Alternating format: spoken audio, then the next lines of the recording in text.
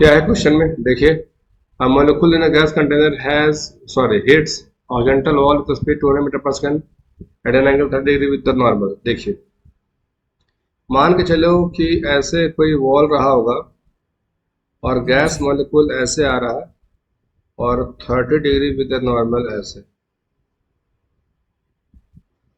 हो गया, जी and rebounds with the same speed, उसी स्पीड से रिबाउंड किया, जिस स्पीड से आ रहा था उसी स्पीड से रिबाउंड कर गया।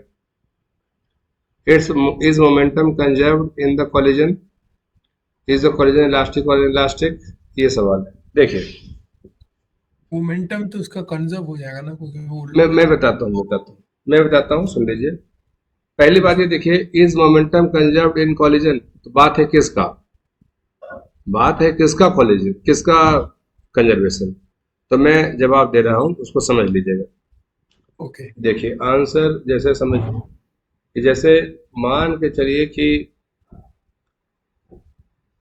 ये एंगल, देखो ये जो हम देख रहे हैं ना भी, तो जी हम यही कहेंगे जब मॉलिक्यूल टकराएगा दीवार से तो उसको फोर्स मिलेगा ऐसे, जब मॉलिक्यूल यहाँ पर आएगा तो उसको फोर्स मिलेगा ऐसे, नॉर्मल रिएक्शन, यस और नो। यस तो हम कहेंगे कि देखिए साहब, force along x axis equal to 0 on the molecule of gas, on the molecule of gas during the collision, on the molecule of gas during the during the मतलब वो collision। जो container को जब हिट करेगा तो momentum zero होगा, मतलब हाँ, फोर्स जीरो होगा, फोर्स। तो मैंने कहा ना कि एक्स में कोई फोर्स काम नहीं कर रहा, राइट। तो यही जी कारण है कि अगर मान के चलो कि ये एंगल थीटा है मान लो, तो यस भी वाला कंपोनेंट चेक कर लीजिए।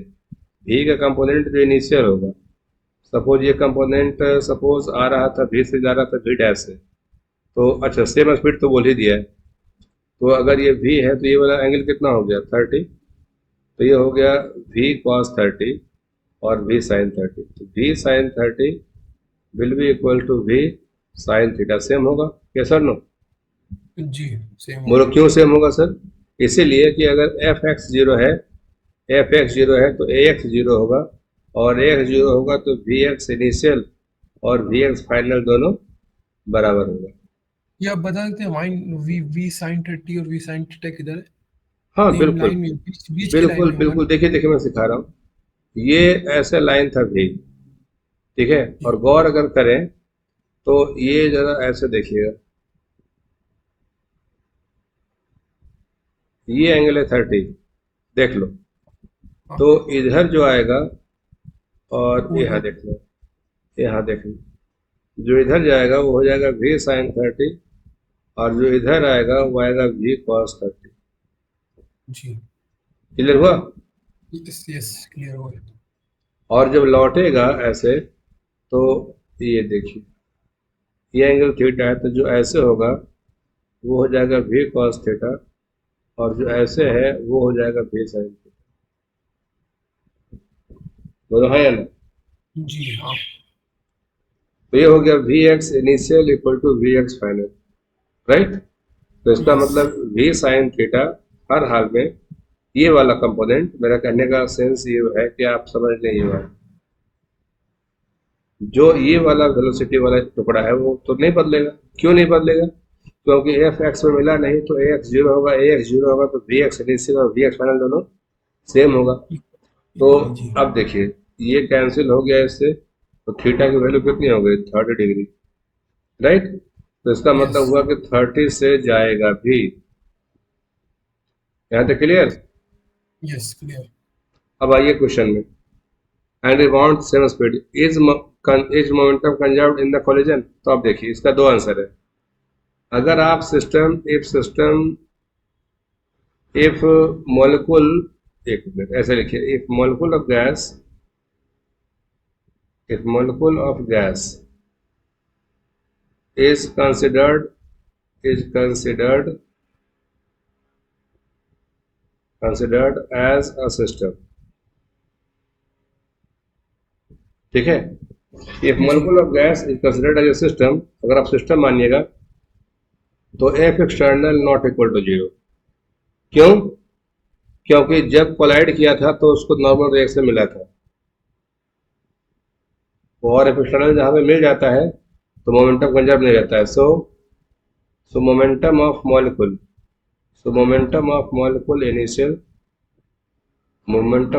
initial will be equal to momentum of molecule final. Momentum of molecule final, है ना, ये जी बराबर नहीं होगा. ठीक. जहां पे फोर्स, और अगर हम ऐसा कह दें तो colliding surface plus molecule, colliding surface colliding surface plus molecule दोनों को मैंने सिस्टम बना लिया, है ना, जी considered as a system, considered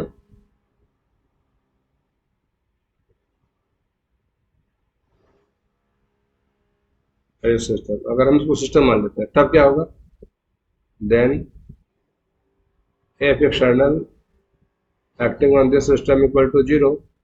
So momentum of system initial will be equal to momentum of system final. Clear हो गया. जी तो मेरा कहने का सेंस है कि अगर कोलाइडिंग सरफेस और मॉलिक्यूल दोनों को सिस्टम मानिएगा तो मोमेंटम कंजर्व रहेगा, लेकिन सिर्फ मॉलिक्यूल को सिस्टम मानिएगा तो सिस्टम का मोमेंटम कंजर्व नहीं रहेगा. क्लियर. वही कि अगर एफ एक्सटर्नल जीरो नहीं है तो वो हाँ, एफ एक्सटर्नल अगर जीरो है तो मोमेंटम कंजर्व रहेगा, और एफ एक्सटर्नल जी अगर जीरो नहीं तो मोमेंटम कंजर्व नहीं रहेगा. ओके वो डिपेंड करता है, जैसे कि सपोज किसी बॉल को तुमने मान लिया सिस्टम, राइट. यस अब बॉल टकराएगा दीवार से तो बॉल तो फोर्स फिल करेगा ही, और जब फोर्स हाँ फिल करेगा तो मोमेंटम कंजर्व कभी नहीं रहेगा.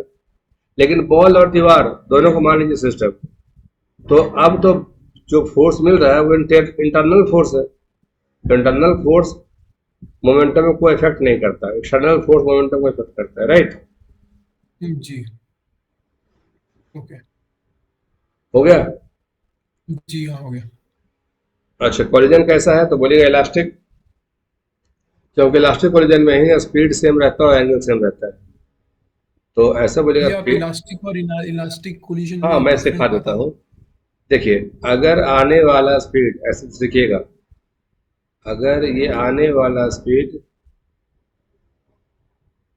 और ये जाने वाला, और जितने एंगल से आया था थीटा और थीटा डैश, ठीक है, तो जी अगर v equal to v dash हो जाए and theta equal to theta dash हो जाए, then then collision will be collision will be perfectly elastic. Perfect last.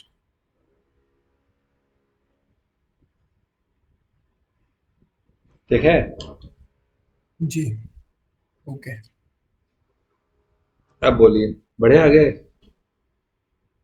अभी 21 पहले देख लो, ये समझ में पूरा आया. हाँ ये समझ में आ गया है. बहुत अच्छा.